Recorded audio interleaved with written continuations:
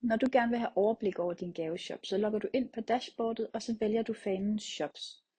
Under Shops, der kan du se alle både åbne og lukkede gaveshops, I har eller har haft hos Firmagave, men du vælger bare den, som du gerne vil se nærmere på. Så kommer du herind på overblikssiden, hvor du har mulighed for at se, hvor mange gaver, der er valgt ud af de gaver, I har tilgængelige. Du kan se, hvilke gaver, der er valgt. Du kan se de virksomhedsinformationer, vi har om jeres virksomhed, og hvilke leveringsadresser, I har valgt. Hernede der har I så gavevalg, hvor I kan se, hvilke medarbejdere, der har valgt hvilke gaver.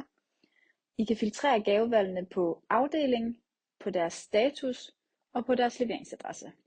I har også mulighed for at se alle oprettede medarbejdere herinde. Der kan I se, hvad medarbejderne oprettede med af leveringsadresse og medarbejdernummer.